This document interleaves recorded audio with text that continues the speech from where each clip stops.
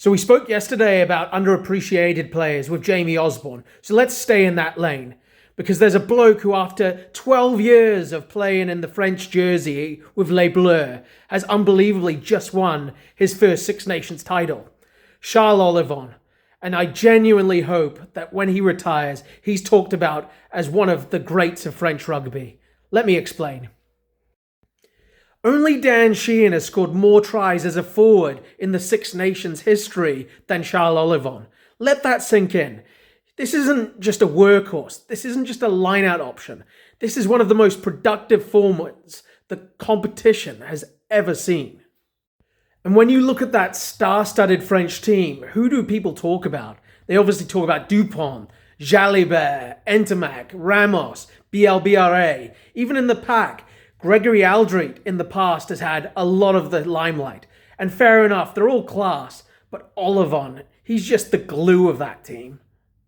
2 meters tall. Is he a back rower? Is he a lock? He's calling the lineouts, he's smashing breakdowns, he's carrying, he's defending, and then somehow he's always in the right place, right time to be scoring tries. It's like he's got a sixth sense for where the game is going. And this is the thing people forget. France's golden era, he's missed huge chunks of it. 2022, he was out with an ACL injury and missed the Grand Slam. 2025, out again with an ACL injury, missed the championship. Two of France's only championships in the last 15 years.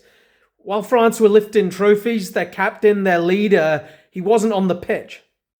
And there was a growing sense that things were moving on. Like 2024, he was consigned to a lot of bench appearances. Gregory Aldrit captained the team when Dupont wasn't available.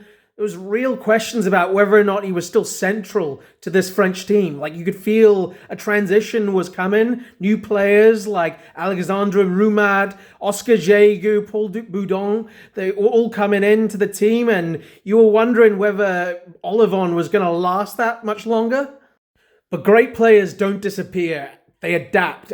And Ollivon, he's come back. He's done what is required to get it back into that team, whether that's playing in the back row at 8, 7, 6, or in the second row. He's done whatever he needed to do to get back into that team. Because this is a guy that is just made of big moments. A recent one that stands out, that enormous try-line turnover against the All Blacks in 2024.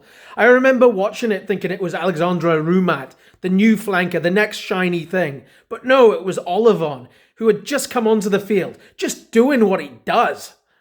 And he's been doing it for years. Go back to 2019. I was in the stands at the World Cup quarterfinal against Wales, where he just ran a typical Ollivon support line inside Antoine Dupont to score against Wales.